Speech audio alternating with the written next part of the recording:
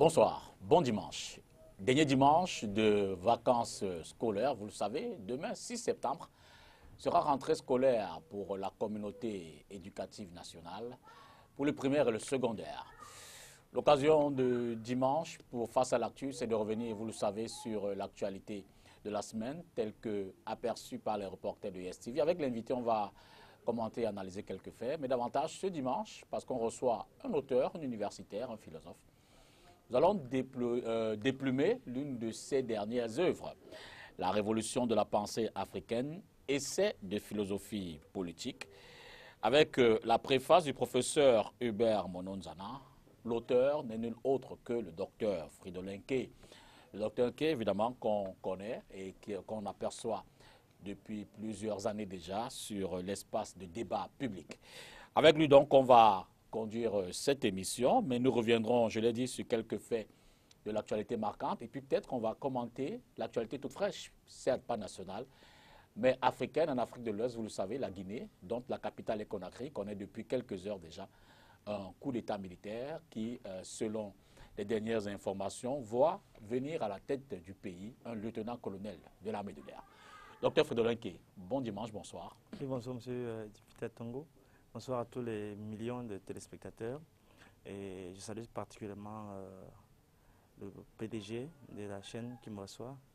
Et j'ai dit merci beaucoup pour l'invitation. C'est mon retour dans les médias après un temps d'interruption, parce qu'il fallait que je me consacre à l'écriture. Et j'ai dit merci à mes collègues qui m'ont aidé, Docteur Noir, Docteur Nomo, et Abel Moussi, donc tout ce monde qui ont travaillé beaucoup, très dur pour l'apparition de ce texte avec des nuits entières de travail, de lecture et de reformulation des textes. Donc merci beaucoup à tous. Je remercie aussi ma styliste qui a Yaoundé, Madame Kombang, qui essaie de dissimuler mes laideurs sous ses habits. Madame Kombang, Apollonie, Karine, bonsoir. Alors, prof, vous êtes enseignant à l'université de Yaoundé 2, Yaoundé 1, Yaoundé 1 à Ngouekele. Peut-être avant de parler revenons en un ou deux mots sur le livre. Contexte, prétexte. Commençons peut-être pour cela. Oui, justement, nous sommes dans une situation où cette œuvre-là, La révolution de la pensée africaine, c'est un moment, la plus grande impulsion de ma pensée, où après le premier livre que vous voyez là, c'était Critique de la réflexivité, le deuxième, Les affres de la philanthropie, et je vais montrer quand même ça pour que les gens aient une idée claire de cela.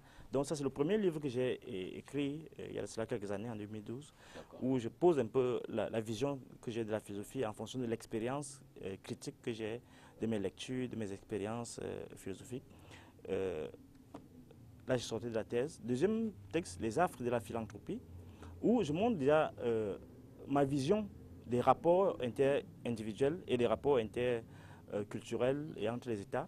Et je pose là les bases de ce que je comprends dans le fonctionnement des institutions, dans le fonctionnement des rapports entre les races, entre les pays.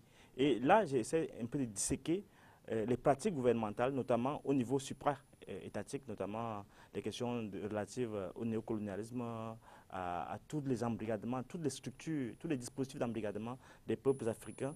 C'est ici que je pose donc mon regard critique là-dessus. Alors, vous savez bien, le troisième texte, c'est Paul Biya, Chronique de la faim. Ici, j'ai fait un diagnostic sévère et aussi une prospective de ce que nous pouvons retenir de notre situation et de notre présente condition. Donc, maintenant, je reviens à la philosophie et au vu de ce qui se passe depuis des années dans notre environnement philosophique, dans notre environnement politique, depuis 40 ans au moins, nous avons vu des œuvres au programme et j'ai essayé d'analyser de manière philosophique le contenu de ces œuvres-là. Et je me suis rendu compte qu'à la lecture des textes, notamment celui que nous avons au programme, de la médiocrité à l'excellence, vous allez voir que toute la première partie de ce texte, de ce livre, porte sur de la médiocrité à l'excellence, c'est-à-dire la critique de la mystique de l'excellence. C'est-à-dire, je reproche principalement deux choses à l'auteur de la médiocrité à l'excellence. C'est-à-dire sa dogmatique, professeur Jean Mollet, Ebenezer. Sa dogmatique qui, foncièrement, travaille à éloigner la perspective de libération de notre peuple. C'est-à-dire que c'est un endoctrinement qui repose sur le prétexte qu'on doit rentrer dans la culture de l'être, on doit rentrer de l'intérieur. Et cette dogmatique a pour enjeu un endormissement systématique des consciences. Et je montre donc là, non seulement à travers un ensemble de thématiques, que c'est une philosophie qui est impropre à notre lutte. Deuxièmement, je montre que ce que je repose à M. Njomwele, c'est la malhonnêteté intellectuelle. Je le dis comme ça de manière brutale.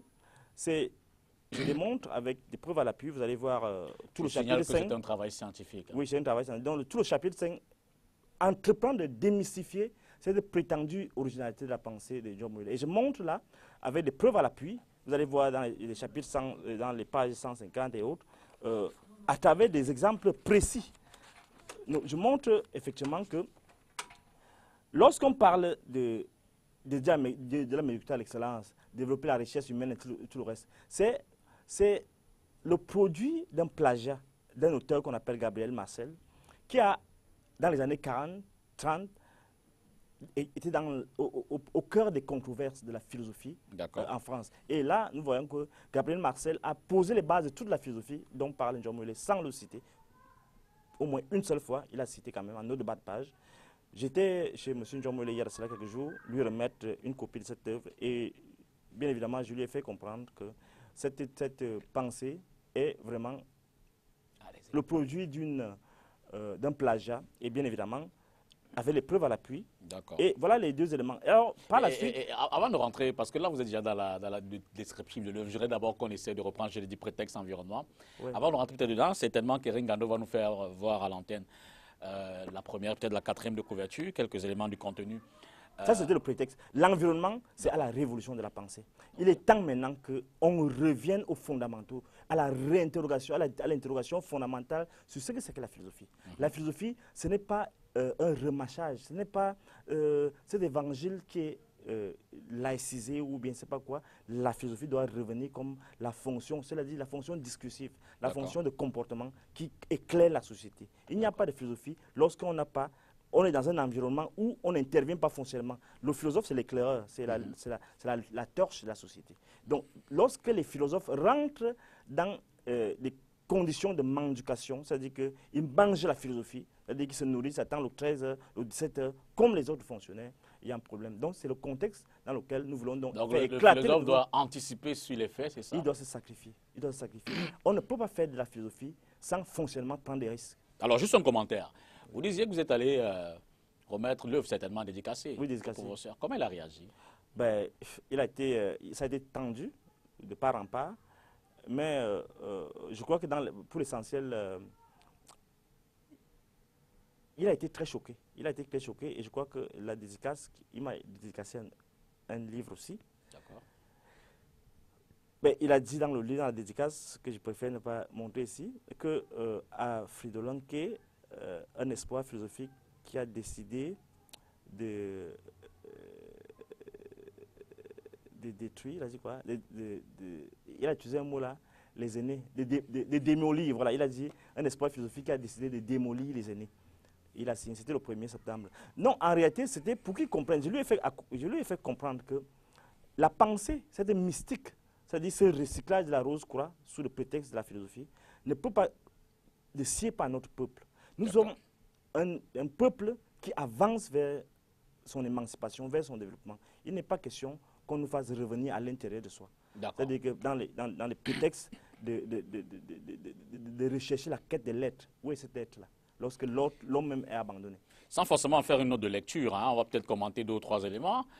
L'œuvre est de couleur orangée, le titre en rouge, sous fond de blanc. Le nom de l'auteur et du préfacier en noir. Je veux dire, qu'est-ce qui justifie ce choix de couleur? Ce n'est pas que de l'esthétique. Non, non. Puisque dans les œuvres, tout parle. Oui, tout parle. Vous voyez, la pensée mûrit. Okay. Nous sommes en train de mûrir notre réflexion. Et c'est ça, ce fruit mûr-là. C'est des mangues mûres qui montrent l'urgence de se recycler, de reformuler, de repenser les cadres d'intelligibilité de notre monde. On ne peut pas faire la philosophie sans justement rentrer dans cette esthétique. Parce qu'en fait, la philosophie, c'est quoi? La philosophie, c'est comme la poétique de l'existence. La poétique de l'existence où Le rouge qui traduit toute la souffrance, tous les pleurs, tout le sang qui est versé. Où les pleurs, ces pleurs se muent en fleurs.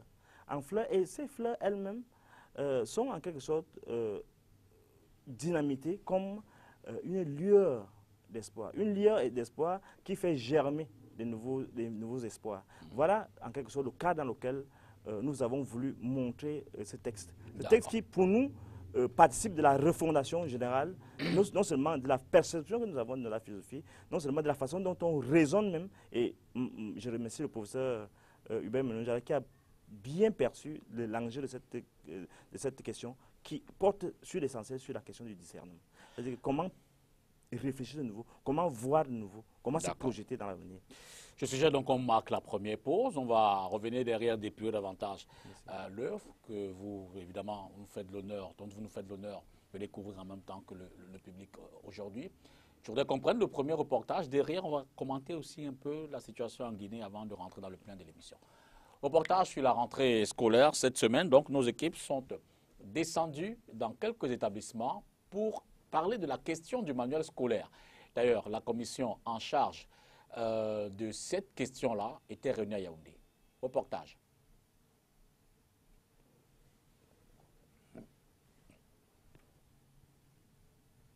Scolaires destinés aux tout petits, ils sont truffés de fautes impropres à la consommation, de la première à la dernière page. Ils font partie du panel de livres répertoriés que certains chefs d'établissement véreux imposent aux parents à des fins économiques. Je connais un établissement primaire situé à côté de l'ancienne université d'Issamba qui demande aux parents de payer 22 500 pour les livres du cours élémentaire 1. Alors que tous les livres du primaire, vous avez le tableau des prix, tous les livres du primaire n'excèdent pas 14 000, quelle que soit la classe. La commission d'agrément du manuel scolaire met en garde ses responsables d'établissements véreux sur le non-respect de la politique du livre unique. L'instruction du ministre secrétaire général à la présidence de la République qui rappelle l'importance que le chef de l'État attache à la politique du livre unique. Vous avez un document écrit, ce n'est pas de la politique. Deuxième chose, vous avez des circulaires, 2 circulaires des ministres en charge de l'éducation qui rappellent que le respect des listes officielles doit se faire de façon littérale. On n'ajoute pas un livre. Pour le reste, contrairement aux années antérieures, il n'y aura pas de pénurie du manuel cette année. La Commission annonce une amélioration de la pénétration du livre dans le pays et surtout une baisse considérable des prix des manuels scolaires sur le marché. Du simple fait que le livre coûtant moins cher, le libraire qui avant achetait un livre à 2500 ou à 2000, maintenant peut avoir à 1000 francs, en achète 2 ou 3 de plus et peut donc vendre plus de livres dans sa librairie qu'il ne le faisait avant. Et le marché du livre s'étant stabilisé, on constate qu'il y a de nouveaux acteurs. Beaucoup de gens entrent dans la librairie, mais parfois avec des moyens qui vont s'améliorer avec le temps. C'est vrai qu'il faut également saluer le professionnalisme des éditeurs qui s'accroît d'année en année. Nous avons visité depuis un mois tous les entrepôts de tous les éditeurs et on a trouvé tous les livres dans les entrepôts de ces éditeurs. Les parents peuvent d'ores et déjà se rendre dans les librairies et acheter uniquement les livres agréés dans les programmes scolaires. Nous sommes avec le docteur Frédolin. Vous êtes donc enseignant. Peut-être un commentaire sur cette question du livre, manuel scolaire, en un mot. On passe rapidement. Oui, je pense qu'il y a une question de là. Il y a beaucoup de commerce à cette affaire-là. Okay. La question du choix des manuels, d'abord, en fonction de ce que j'écris là, il faudrait revoir les choix des ouvrages. Ils font déjà un très grand travail, un très bon travail qui a été fait pour le professeur Marcelin Voudaïtois. Le professeur Marcelin Voudaïtois fait un travail de nettoyage, mais il n'est qu'au début, parce que on ne peut pas comprendre que certaines œuvres se retrouvent au programme sous la pression de certains lobbies. Et c'est ça qui se passe. On doit dépouiller. Il y a un ensemble de choses qui doivent être faites. C'est fondamental qu'on doit même réformer les programmes scolaires en lien, en rapport avec la question des documents qu'on enseigne à nos enfants. C'est-à-dire que là, ils sont dans une situation de choix entre beaucoup de propositions d'auteurs, je ne sais pas quoi. Mais fondamentalement, la question du livre scolaire doit se faire en relation avec la question des programmes scolaires. On ne peut pas dire qu'on va nettoyer cette scène pédagogique sans foncièrement rentrer dans les contenus. Et aussi bien au niveau primaire, maternel, secondaire que universitaire, il doit y avoir une réforme. Ce qu'on fait là, c'est du faux saupoudrage, pour dire la vérité. Parce qu'en réalité, il y a un travail de fond qui doit être fait en amont. C'est-à-dire le travail de reconfiguration des programmes, le travail de protection même de ce qu'on veut de notre avenir. Parce que ça se joue aussi dans le livre, ça se joue aussi dans les programmes. Donc tant qu'on n'a pas initié en amont ce travail de toilettage de notre vision d'avenir, et cette vision rentre même aussi dans la question de la reformulation de nos repères au niveau historique, au niveau géographique, au niveau pédagogique, au niveau philosophique. Tout cela doit être... Mais on n'est pas seulement là pour appliquer les théories des autres, pour appliquer la vie des autres. On doit maintenant penser notre propre vie et voir comment on enseigne, comment on s'enseigne nous-mêmes à l'école. Donc, ce n'est qu'un début, mais ce début est chaotique parce que le problème de fond sera là.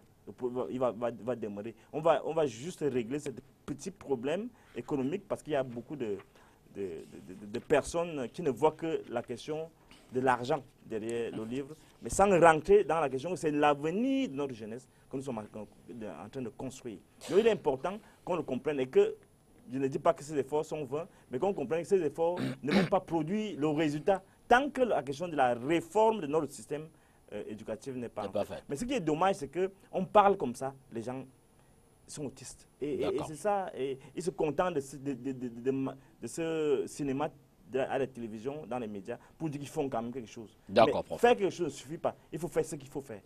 Revenons donc à l'œuvre. Certainement qu'avec l'appui d'Eric Ngandou, on va découvrir tout au moins la première et la quatrième de couverture. Alors, je rappelle le titre, hein, La révolution de la pensée africaine, essai de philosophie politique, préfacé par le professeur Hubert Mononzana, qu'on ne présente plus, lui également philosophe, tout au moins enseignant de cette matière-là. Le livre a 3 parties. La première parle de la mystique de l'excellence. C'est bien cela. La deuxième, la belle âme et les tragédies humaines. Oui, et la troisième parle du discernement. En effet. Une conclusion, des annexes. Donc, commençons peut-être donc par dépouiller cet ouvrage-là. Un résumé de la première partie. Dans la première partie, je fais une anatomie de la pensée officielle, de la philosophie officielle. Okay. Je montre que cette philosophie a été adoptée à dessein par le pouvoir de Yaoundé, par le régime de renouveau, parce qu'il est introduit au programme dans les années en 1989 environ, à la suite d'une polémique à l'intérieur du système. Le système est en ballottage entre une refondation sérieuse du système de notre système de gouvernement, c'est-à-dire à travers la sorte de révolution même dans la manière de gouverner, suivant l'espoir du libéralisme communautaire du président de la République. Et les gens comme François Sengakou sont aux manettes et ils veulent que les choses changent. Mais le président, en politicien, choisit une autre démarche.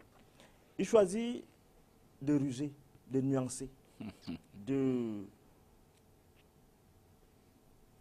recourir à des pensées un peu, comment dire, où on ne voit pas clairement l'action.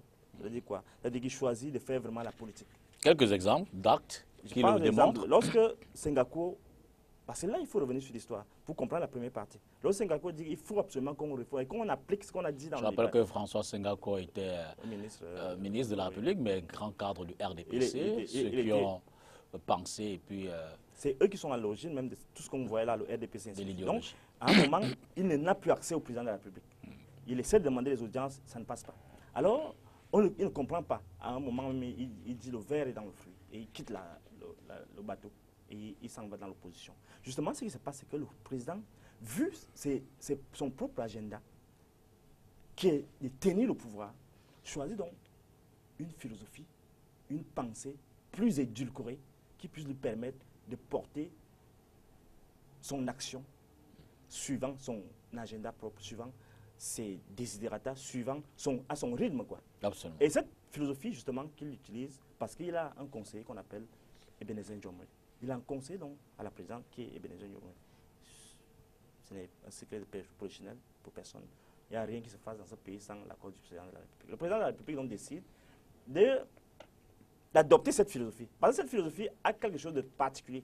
Ce n'est pas vraiment de la philosophie au sens où pensée révolutionnaire, pensée émancipatrice, qui devrait vraiment accompagner une action comme celle à laquelle prétendait travailler le président de la République. Cette pensée a ceci de particulier qu'elle est un sédatif.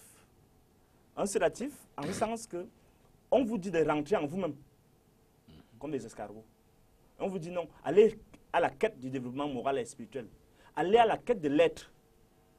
C'est-à-dire que le philosophe n'est plus celui qui porte la voix de la raison pour dynamiter les cadres de l'asservissement et de l'aliénation du peuple, comme le faisaient les Marx, les Sartre, les Nizam et les autres. Non, le philosophe, c'est le métaphysicien de la pauvreté.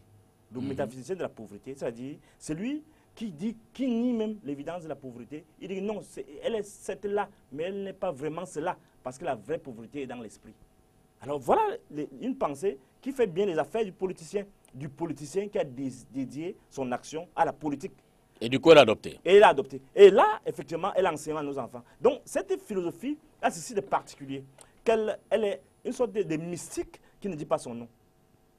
Il n'y a pas d'avenir dans cette philosophie, parce que cette philosophie de Njomwe, de la mutuelle excellence, c'est une sorte de spiritualisme, il appelle ça la philosophie réflexive, une sorte de spiritualisme qui se place aux antipodes de ce qu'on peut attendre d'une pensée émancipatrice. C'est-à-dire quoi? Celle qui peut rugir, celle qui peut sortir lorsqu'il y a le sang qui coule, d'intervenir. Le philosophe n'est pas celui qui tient les beaux discours. Celui qui, foncièrement, a la belle élocution, qui a la répartie aisée. Il va au front. Il faut au fond, il fonce, il prend des risques. C'est celui qui, fondamentalement, et ce n'est pas le cas avec cette philosophie qui dit non, laissez le pouvoir prospérer. Alors rentrons dans le secret, dans les secrets de l'être. C'est en fait ce qu'on ne nous dit pas, c'est que c'est la rose quoi, mais qu'on a juste recyclé pour donner les aspérités d'une philosophie. Et c'est là où ce que j'ai découvert. Parce que quand vous lisez cela avec les yeux de la maturité, non pas avec les œillères de ces vieux profs qui croient que c'est le summum de la pensée. Non, quand vous regardez ça froidement, et je mets quiconque au défi de ces 436 pages, de les dépouiller et de me dire le contraire. Parce que cette pensée est froidement élaborée pour me montrer que là, nous sommes dans une situation où, si on suit toujours cela, c'est d'abord une pensée qui favorise le plagiat. Nous sommes dans une situation où on doit revenir aux fondamentaux. On doit montrer aux gens. C'est une sorte de monstration de ce qui doit être. D'accord. Ça veut dire quoi? Ça veut dire que l'éthique, pas seulement l'éthique en l'air, mais aussi l'honnêteté, mais aussi le patriotisme, mais aussi l'altruisme, mais aussi la passion. Et la deuxième partie, que vous intitulez La belle âme et les tragédies humaines, s'ouvre sur une anecdote avec cette virulente polémique qui vous opposa quelques-uns de vos collègues. Vous permettrez qu'on y revienne, le temps peut-être de prendre la deuxième stop de cette émission. Vous le savez, la ville de Douala et puis quelques autres villes du Cameroun ont été cette semaine et les semaines précédentes, j'ai failli dire envahies, ensevelies par les eaux, les inondations, les grandes pluies qui s'y sont abattues, ont donc causé quelques dégâts. L'occasion faisant le Laurent, nos équipes ont rencontré le maire de la ville cette semaine, c'était vendredi dernier, ici dans ses bureaux à Douala, pour revenir sur cet état des choses. Suivez plutôt.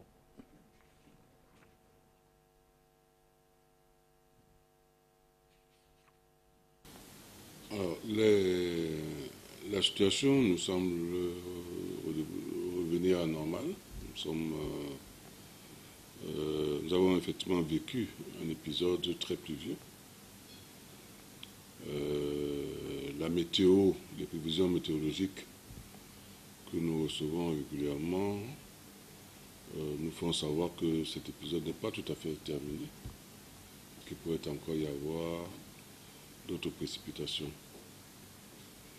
En prévision de ces précipitations, nous avions dans la ville engagé depuis le mois de mars-avril des travaux importants de drainage, de curage des drains et de curage des caniveaux dans la ville. Ce qui fait que si vous regardez bien, en général, quelques heures après les précipitations, il n'y a plus véritablement d'inondation. L'eau ne stagne plus sur la chaussée. Donc nous voulons appeler les populations véritablement à plus de civisme. Et d'abord, pour respecter les règles d'urbanisme, on ne construit pas sans permis de construire. Le permis de construire est l'acte qui certifie que vous avez respecté les règles d'urbanisme, les règles de construction. La deuxième chose, nous allons mettre en place, avec l'appui du préfet du département de Vaury, une unité qui sera chargée de rechercher les maisons constituées d'effondrement, et ces maisons seront systématiquement détruites. De la même manière, sur les drains, ceux qui ont construit sur les drains doivent savoir que tôt ou tard, leurs maisons seront détruites. Ce plateau, après cette réaction du maire de la ville, Dr Roger Mbassandine, suite évidemment, vous savez, à ces inondations qu'ont connues la ville de Douala, le maire a donc tenu à nous dire les dispositions qui seront prises dans les jours à venir. Alors, Frédéric, nous allons donc essayer de dépouiller la deuxième partie de cet ouvrage, je l'ai dit, 436 pages, partie intitulée « La belle âme et les tragédies », qui commence sur une anecdote. Je trouvais les réflexions de ce dernier parlant de Kolofoué, pratiquement votre collègue, le professeur, l'enseignant. Voilà, votre enseignant, voilà. Je trouvais des réflexions de ce dernier fort impertinentes par rapport aux observations de Charles Ndongolo, directeur de la CRTV. En fait, c'est l'entrée en matière de ce chapitre-là. Oui, c'est cette partie-là. Avant ça, on a dit la conclusion partielle, c'est intitulé la fermeture de la page Njomouele. Parce qu'on doit la fermer définitivement. Pas parce que par quelque aigre ou bien par quelque jalousie, c'est parce qu'il est établi que ce monsieur a plagié Gabriel Marcel. Et alors, quelques pages avant... Là, c'est assez fort. Oui, il faut que les gens me comprennent très bien. C'est fort, vous avez des éléments pour le... J'ai dit ici, devant vous tous, Camerounais, que nous sommes dans une situation où la fraude a dépassé les limites. C'est-à-dire que même les philosophes, supposant être les philosophes, sont les premiers qui volent les idées des autres. Monsieur Njomouele, attendez, c'est moi qui dis ça, parce que j'ai les preuves. De la page 151 à la page 167, j'ai fait un tableau où Njomouele est parti étudier en France, dans les années 30, 40, 50. Et à ce moment-là, c'est Gabriel Marcel avec l'existentialisme athée, avec l'existentialisme chrétien qu'il incarnait, et Sartre, l'existentialisme athée. Alors il y avait des vives polémiques, et eux étaient les étudiants à cette époque. Et Gabriel Marcel avait écrit plein de livres, c'est-à-dire notamment Être et Avoir, en fait les mêmes références que Njomouele. Mais Njomouele aussi, jamais. Je lui ai dit hier, le premier, quand je suis allé lui remettre ce livre, je lui ai dit, monsieur le professeur, vous avez plagié, et c'est très grave. Et parce que j'ai des éléments probants. Et lorsqu'on adopte cela, parce qu'on a vu au pays des aveugles, les bornes sont rois, personne n'a jamais, vraiment, véritablement, n'est jamais rentré de fond dans cette pensée-là. Et vous allez voir dans ces pages-là, comment le gars prend, pille les œuvres de Gabriel Marcel, littéralement, presque mot pour mot, et vous allez voir, c'est les preuves. Et ça ne suffit pas. Il a, dans son école, supposément école, il a développé cette attitude de plagiat systématique, notamment celui qu'on appelle Émile Kémounié, qui a plagié tout un cours de Hubert Monondiana. Et il est passé professeur avec ça. Et c'est les éléments qu'on passe sous silence parce que les gens savent que c'est la médiocrité. Ils baignent dans la médiocrité. Mais d'ailleurs, la médiocrité, c'est une illusion. D'accord. Qui est médiocre, qui est plus que médiocre? Donc c'est ça la question de fond. Donc, on parle la deuxième partie. La deuxième partie part donc du prétexte de cette polémique virulente entre moi, Kolofoué, Charles Robert Mbele et Njomouele. Njomouele, c'est mon professeur de terminale, c'est différent de Njomouele. Njomouele, il est professeur à l'école normale. Donc, lorsque, dans les années 2000, lorsque Charles Ndongo fait sa veillée sur l'unité nationale, il cite, 2020 je pense, il cite donc Achille Mbembe. Et Nkolo Foué est offusqué. Il se fâche, il s'en prend à Charles de manière virulente. Mais il est libre de citer celui qu'il veut. Il est libre, il est là dans son élément de journaliste, de présentateur d'une émission en fonction de ses préparations. Il n'a pas voulu citer les gens comme Famine Ndongo parce qu'ils n'ont pas de références critiques suffisantes pour illustrer la hauteur de sa réflexion où il l'a élevé. Alors, il s'en remet donc à Achille Mbembe, le grand Achille Mbembe. Et Nkolo Foué dit que non, lui, pourquoi on cite les autres, on ne le cite pas. Non, le philosophe n'est pas un gueux. Le philosophe ne supplie pas la reconnaissance. S'il est véritablement philosophe, il n'a qu'à faire œuvre de philosophe. C'est-à-dire, lorsque nous sommes dans une situation comme celle-là, il se met debout, il parle au nom du peuple, il ne rentre pas dans des accointances avec le pouvoir. Un philosophe ne rentre pas dans des accointances avec le pouvoir en place. Il ne cherche pas la reconnaissance, il prend les risques. Il se lève contre les injustices. Il se lève pour dire non au tribalisme. Il va même jusqu'à affronter les colonels les plus durs pour montrer que non, au-dessus de ces nourrissons généraux, il y a la pensée qui doit prédominer. Il prend donc les risques, il affronte le pouvoir. Et cela ne se fait pas avec l'espoir d'être récompensé. Parce que notre office, c'est déblayer le chemin pour une horizon nouveau, pour un nouveau recommencement. Et le départ que je prends donc avec cette deuxième partie, c'est pour montrer aux étudiants, pour montrer aux aînés comment écrire, comment faire partir les raisonnements, comment argumenter. Et donc, je mets en scène donc toutes nos polémiques avec ma réponse, avec les réponses de mes profs, avec ma répartie, ainsi de suite. Donc, je leur montre quel est le cadre dans lequel on raisonne. Vous savez, le grand problème que nous avons, le véritable problème que nous avons, ce n'est pas qu'on manque de ressources, c'est que ces ressources sont pillées. Philosopher, en fait, c'est comme rentrer dans son cerveau et dans ses sentiments pour piétiner toutes les mauvaises herbes et faire restituer toute la floraison de la vérité qui sied, la vérité qui se rapporte au vrai, au bon, au beau. Et c'est ça que j'ai essayé d'initier dans la première partie, avec des exemples, dans la deuxième partie. Mes excuses. Donc, et là, vous allez voir, il y a des passages où je fais un peu de la poésie à un moment, lorsque je fais référence sans dithyrambe, parce qu'il y a des individualités dans tous les partis, dans tous les circuits, où on voit vraiment le génie à l'œuvre. Quand on observe des acteurs comme celui-là, comme Charles Ndongo, qui analysent, même si ça peut être des analyses totalement antipathiques, inconfortables, mais en réalité, la maîtrise de son art impose qu'on respecte cela. Qu'on apprécie la qualité. Qu'on apprécie la qualité. Ouais. Et là, je n'ai pas de faveur. Et je précise, par exemple, à la page 196, Charles Ndongo a mis l'emphase sur la personnalité du chef de l'État, son parcours et son rôle majeur, incontesté dans la préservation de l'unité nationale. Au moment solennel de franchir le Rubicon, il lui a manqué des références intellectuelles crédibles et imposantes dans les rangs du parti qu'il défend, susceptibles d'être cités en exemple. Il devait pourtant parler au-dedans et au-dehors. Il choisit, avec une grande clairvoyance, de convoquer l'idéologue. N'est-ce pas un procès d'intention? Avez-vous discuté de cette question, de ce choix avec Charles Ndongo pour être aussi péremptoire? Non, justement, je n'ai pas... Vous savez, le philosophe, lorsqu'il assume vraiment son rôle, il rentre dans des nuées, c'est-à-dire les nuées de la pensée. Je n'ai pas besoin de savoir, j'analyse. Justement, le philosophe n'est pas non plus la science infuse. Je veux dire que ce n'est pas l'analyse absolue. Oui, ça veut dire que c'est incontestable parce qu'ils sont en train de jouer au ballon. Puisque les gens aiment bien ils sont en train de jouer au jeu de dames. C'est nous qui sommes là, les observateurs. Le philosophe, il est en quelque sorte, c'est Diogène qui le disait, il suit l'espion de ta cupidité. Ça veut dire quoi? J'analyse jusqu'où il est franc. Jusqu'où il est. En fait, c'est ce qu'on appelle l'expertise du discernement, savoir analyser. Il joue son rôle. Absolument. Son rôle, c'est le micro du président. Donc, je dois analyser et rentrer dans son rôle sans lui compter cette capacité d'analyse. Ça veut dire quoi? Ça veut dire qu'il a choisi un camp. Mais j'analyse donc pourquoi il a choisi de convoquer Achille Mbembe.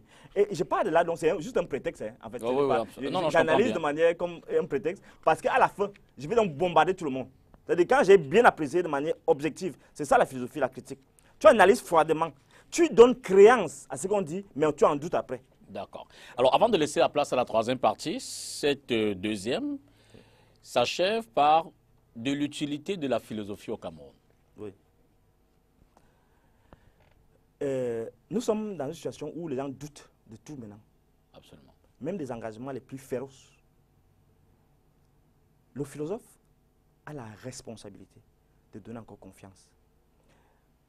la philosophie, c'est la seule discipline qui a pour objet les problèmes. La philosophie est la discipline des problèmes. Il est question, actuellement, que les philosophes ne se contentent pas d'élaborer, d'épiloguer sur la vie intérieure. Il est question qu'on rentre, qu'on trouve des astuces, des subterfuges pour faire sortir les gens des églises, pour faire sortir les gens des stades, pour faire éveiller le pronostic à la con. Et pour les mettre face à leurs responsabilités quotidiennes. Et pour les faire revenir à l'agora. Parce que c'est là, en manipulant les problèmes quotidiens, en rentrant dans l'analyse de ce qui fait sens, en analysant ce qui donne la vision de notre avenir, ce qui structure leur citoyenneté, leur identité, qu'on replace l'homme au cœur des préoccupations et du pouvoir et de tous les scientifiques et même des artistes. C'est la responsabilité du philosophe de le faire, de faire ce nouveau départ. Et on n'a même plus à savoir si le philosophe est utile. C'est comment on doit l'utiliser. Monsieur Tongo, on ne peut pas avoir un pays, un gouvernement, parce que la philosophie c'est cela. On ne peut pas avoir un pays où les structures du pouvoir sont absolument imperméables à la critique du philosophe, où le pouvoir, heureusement, ils savent se raviser parfois lorsque la bêtise devient déjà insupportable, et ils se disent que non, on va trop fort. Non, nous avons à nous à prendre les risques. Si un philosophe ne prend pas des risques, s'il se contente de dire que non, il faut épouser l'actualité telle qu'elle évolue, alors il a démissionné, il a trahi. Et Bendal a dit, c'est la trahison des clercs. Lorsqu'on est philosophe et qu'on s'attend à ce que les hommes en armes vous donnent des ordres, vous n'êtes plus vous-même. Vous êtes déjà un laquais. Parce qu'un philosophe, il parle et il est immunisé. Il a l'immunité. L'immunité parce qu'il voit clair dans l'action et son rôle, c'est de parler. D'accord. C'est le seul qui doit parler même.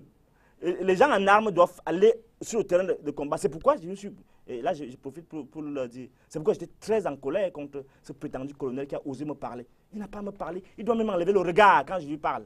Voilà le rôle de la philosophie. On en vient à la il faut qu'on respecte les gens dans ce pays. C'est le rôle du philosophe de le rappeler. On en vient à la troisième partie. Évidemment, avant d'y accéder, on prend cet autre reportage. Il s'agit, vous l'avez certainement suivi cette semaine, de la préparation du budget de 2022. dont les grandes lignes, les grandes orientations ont été données cette semaine au niveau du ministère des Finances. Finalisation de la mise en œuvre des grands projets, renforcement du processus de décentralisation, reconstruction des régions affectées par les crises, organisation de la CAN, poursuite de la mise en œuvre de la couverture santé universelle. Reportage.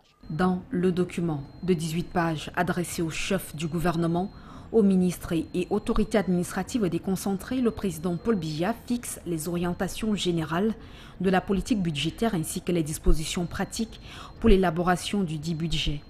Cette préparation, selon la circulaire du chef de l'État, s'inscrit dans le cadre de la mise en œuvre de la politique de développement économique, social, sécuritaire et culturel de la nation sous-tendue par la stratégie nationale de développement 2020-2030, qui opérationnalise la seconde phase de la vision 2035.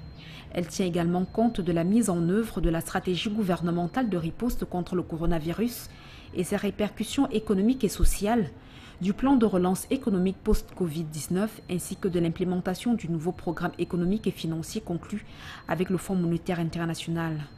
Sur le plan sécuritaire, la préparation du budget intervient dans un contexte marqué par la croissance de menaces multiformes dans le pays. Le président Paul Biya voudrait donc qu'un accent particulier soit mis sur le projet de reconstruction des régions affectées par les crises, notamment celles du nord-ouest, du sud-ouest et de l'extrême nord, ainsi que la poursuite et le renforcement de la lutte contre les menaces sécuritaires, dans la perspective de relever de façon durable les défis sécuritaires auxquels le pays est confronté. En économie, le gouvernement devra se focaliser sur la mise en œuvre de la stratégie gouvernementale de riposte contre le coronavirus et ses répercussions économiques du plan de relance économique post-Covid-19 ainsi que de l'implémentation du nouveau programme économique et financier conclu avec le Fonds monétaire international. L'élaboration du budget pour l'exercice 2022 devra également poursuivre l'exécution des actions contenues dans le plan global de réforme des finances publiques actualisé afin de renforcer l'usage du budget programme aussi bien dans son processus de préparation que dans sa présentation, son exécution et son suivi et évaluation. L'implémentation de la politique d'import-substitution n'est pas en reste. Nous Ce dimanche avec le philosophe, l'enseignant, le docteur Fridolin Nké, dont l'œuvre à venir, ou du moins déjà dans les... qui va d'ailleurs dédicacer dans les prochains jours, la révolution de la pensée africaine et celle de philosophie politique. Évidemment, une œuvre critique qui observe la société et qui en dit ce que l'auteur en pense. Préface du professeur Hubert Molonzana. Dans la troisième partie, donc, l'auteur nous interpelle dans le discernement. Qu'est-ce que vous y mettez, Fridolin Nké?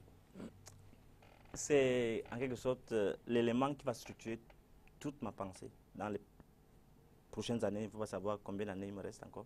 Mais c'est l'élément parce que la question du discernement est fondamentale. Elle n'est pas seulement liée à un outil. Un outil à travers lequel on peut découvrir le vrai, on peut déterminer ce qui est vrai, ce qui est faux, à travers lequel on peut renflouer la volonté, à travers lequel on peut découvrir la vérité, comme on dirait Descartes dans les sciences. Mais c'est surtout l'élément qui va nous permettre de densifier l'humanité, l'humain en général. Parce que vous allez voir la partie, la troisième partie à 5 chapitres. Chapitre 10 porte sur la philosophie comme discours destructif. Et c'est cela. Parce que si on ne fait pas éclater ces bulles d'aliénation, ces bulles de fraude, ces bulles de dépersonnalisation, dépersonnalisation, ces bulles de pillage des ressources, il faut les faire éclater par le discours. Parce que ce n'est pas seulement un exercice discursif, c'est aussi un exercice comportemental. Par l'exemplarité. Parce qu'il ne suffit pas seulement de critiquer, mais aussi de se comporter. De résister à la corruption, de résister à la peur, de résister à la péremption même de l'être. C'est-à-dire qu'on est en train de tuer tout, toutes les valeurs. Il faut savoir de résister. Donc, le discernement est donc cet outil, ce prétexte à partir duquel on peut donc mieux fonder notre existence. Et cela, ce n'est que l'esquisse. Il faudrait le formaliser plus amplement. Et cette formulation passe certes par l'analyse des mécanismes à partir desquels un voire neuf s'impose, un voire neuf s'exerce. Voire neuf, une nouvelle façon de penser, oui, de réfléchir. Donc, il faut qu'on pense quels sont les mécanismes à mobiliser. C'est cela c'est ces éléments sur lesquels doit porter la discernologie, qui doit encore être systématisée. Donc, elle introduit donc inévitablement une philosophie de la destruction. Et la destruction parce qu'on ne peut pas avoir une philosophie basée sur le plagiat. Vous dites qu'il faut aller au choc pour avoir il faut choquer même un nouvel ordre de pensée. Il faut choquer aussi parce que la philosophie, ce n'est pas la tiédeur. La philosophie, c'est la provocation. Embraser la scène. Embraser la scène pour faire voir aux gens qui sont endormis, qui sont démissionnaires de la vie, qu'il faut vivre. Il ne s'agit pas de dire non, il faut de la médiocrité, c'est ronron de l'évangile. Non. La philosophie donne la force de résister. Parce que nous sommes piétinés de part en part par des pouvoirs d'argent, par des... Je vais les appeler les abrutisseurs. Il y a deux gros camps d'abrutisseurs. D'un côté, il y a les prêtres et toute la bande des pasteurs et autres. Il y a tous les autres abrutisseurs, les autres pouvoirs. Pouvoir économique, pouvoir politique, pouvoir de la craie. Parce qu'il y a aussi des abrutisseurs. Vous allez, d'ailleurs, je l'annonce ici en exclusivité, le prochain livre qui sort dans quelques mois, c'est les professeurs écraseurs sur l'avenir de l'école. Ce sera une autre dimension aussi de la discernologie. On voit, parce que c'est le chantier. La discernologie, c'est le chantier de demain. Le chantier de la réforme de notre entendement. En fait, dans ce chapitre, vous en appelez une réflexion intellectuelle. De fond. Une réflexion de fond, une réflexion des mentalités, je veux dire révolution intellectuelle. Donc le mental et l'intellectuel doivent être renforcés.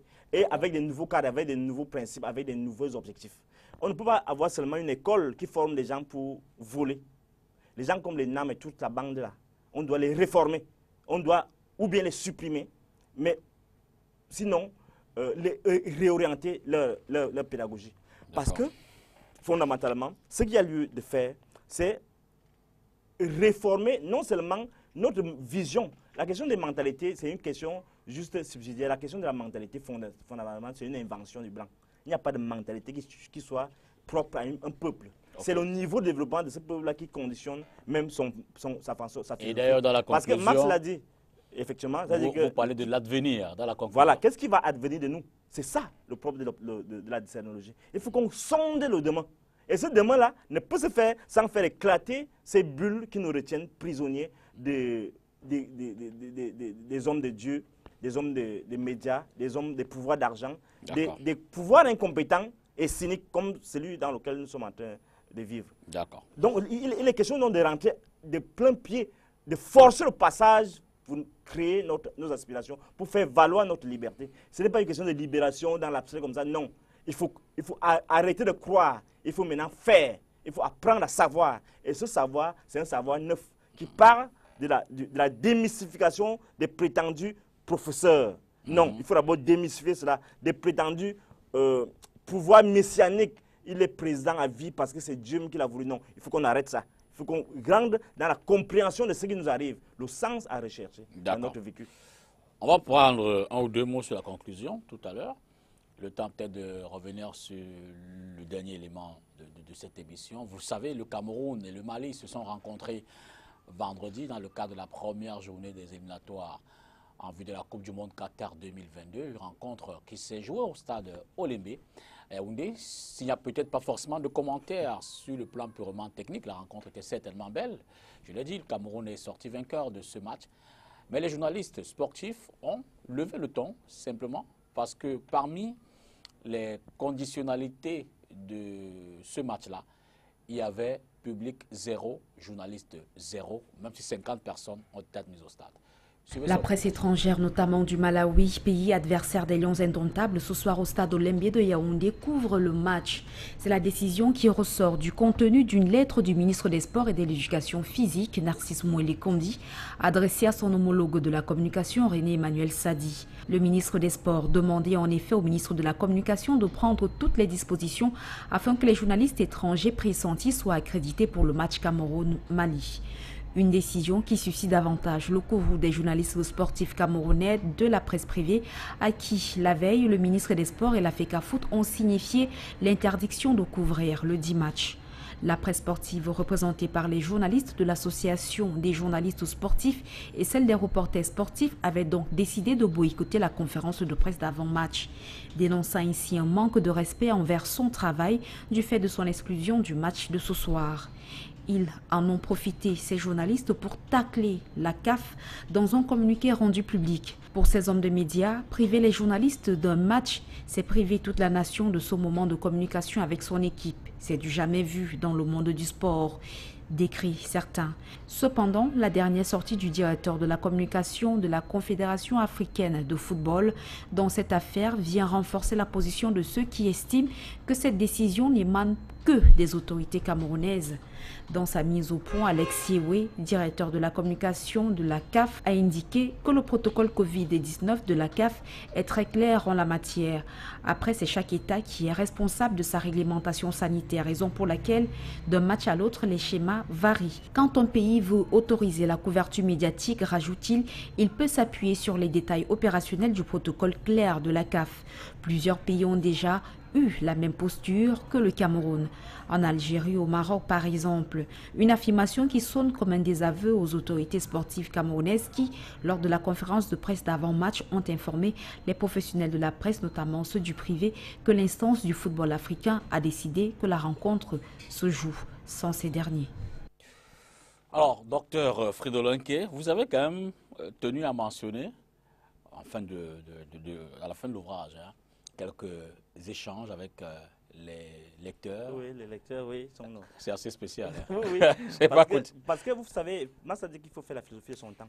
D'accord. Et il faut faire la philosophie. Les gens sont étonnés que nous soyons présents dans les réseaux sociaux beaucoup. Mais ces échanges-là fortifient la pensée et donnent sens au travail que nous faisons. J'ai là des échanges avec Laurentine Awana, qui est ma collègue. Il y a des sous-préfets, il y a des colonels qui sont même souvent... En deux mots, de façon générale, quelle appréciation faites-vous de ces regards qui sont pour certains critiques? Non, oui, beaucoup. Ça me permet de préciser certaines choses dans ma pensée. Vous savez, la critique est fondamentale en philosophie. Absolument. On ne vit que de ça. Et à moins que ce soit, les gens confondent souvent la question de le caractère incisif de la critique que j'entreprends souvent avec des insultes. Non, ce n'est pas le cas. C'est que je vais à la lisière de l'admissible. Donc la philosophie est provocation, certes, mais aussi capacité à faire de la poésie. Et c'est comme la politique de l'existence, comme je l'ai dit. Donc, ces échanges-là sont fondamentaux parce qu'ils permettent de voir clair dans la formulation de notre pensée, dans le discours que nous émettons, dans la réception. Parce qu'on ne peut s'ajuster que si on a accès à ce que le lecteur perçoit de nous. Absolument. Donc, c'est pourquoi j'ai voulu intégrer ça parce que quand vous allez lire, vous allez vous rendre compte que ça permet de préciser certains éléments de la doctrine qui n'ont pas été clairement établis au niveau de la partie. Donc, la conclusion, effectivement, pose un regard sur l'avenir. L'avenir, c'est en quelque sorte comme cet accouplement du souvenir et de l'avenir.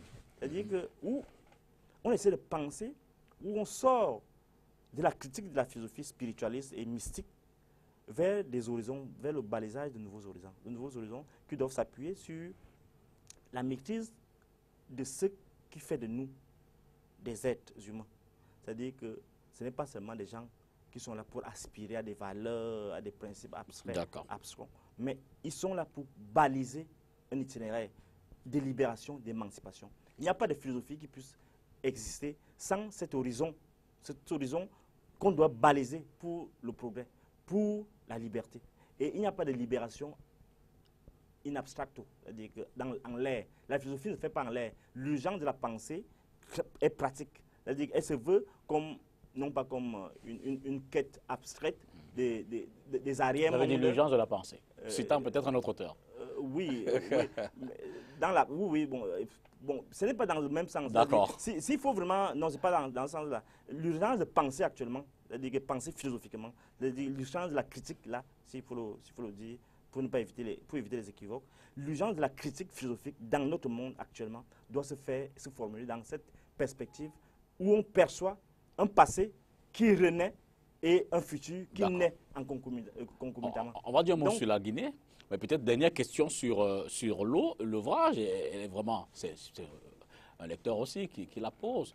Oui. Quelle est la limite de la recherche entre le scientifique et le scientifique, donc l'enseignant, et qui c'est peut-être l'activiste, l'idéologue, peut-être de politique que vous incarnez en tant qu'acteur public?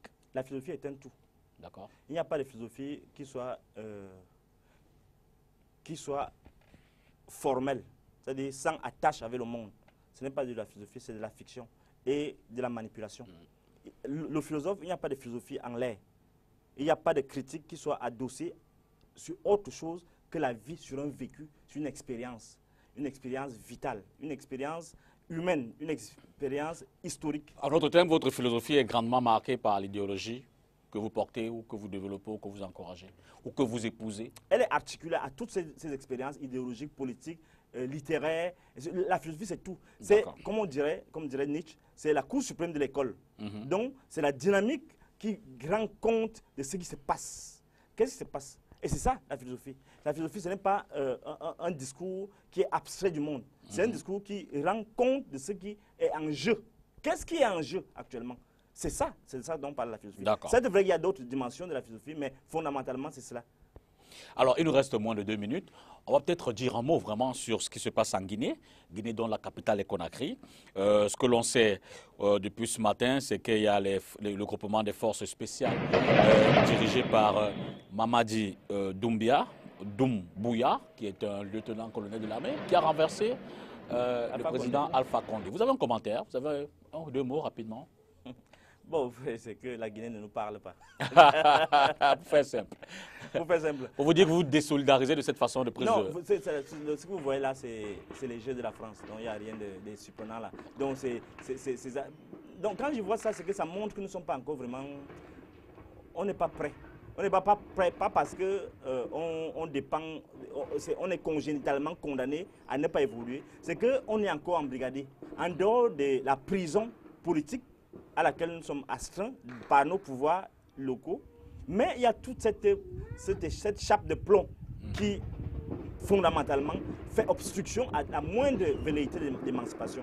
Donc ce qui se passe là, le coup d'État, on me dit qu'il vient de rentrer en Guinée. Là. Oui, absolument. Ouais, donc, en 2018 encore, il était dans les forces spéciales françaises. Donc, il a été utilisé justement pour faire partie Alpha Condé. Mais en réalité, ce n'est pas ça le problème. Ce qui pose problème, ce n'est pas ça. C'est ce qui a conduit à ça. Et ce qui a conduit à ça, justement, c'est cet entêtement. C'est-à-dire que cette volonté de perpétuer un règne, le règne messianique, il est président à vie. Et voilà le problème de fond qui se pose. Et là, on ne peut pas comprendre qu'un type a 83 ans et il n'aspire pas à autre chose qu'à la pratique du pouvoir. Donc je veux quand même terminer en un mot, vraiment. En un mot, en disant que tout le monde comprenne que ces deux livres vont de pair. D'accord. Ces deux livres vont de pair. Celui-ci décapote l'esprit. Paul Biya, Chronique de la faim. Oui, il permet aux gens de comprendre, faire un diagnostic rigide et de ce qu'il y a à lui de comprendre notre monde actuel. D'accord. Celui-ci, il est comme le carburant qui fait revivifier les esprits. Et je recommande aux parents de lire ce livre, de demander d'acheter ce livre pour leurs enfants de première, de terminale et de l'université. Et eux-mêmes de le lire parce que ce n'est pas de la philosophie, c'est de la pensée. Merci. Dédicace, c'est quand? La dédicace, c'est dans quelques jours, mais la présentation officielle se fera à l'université en 1.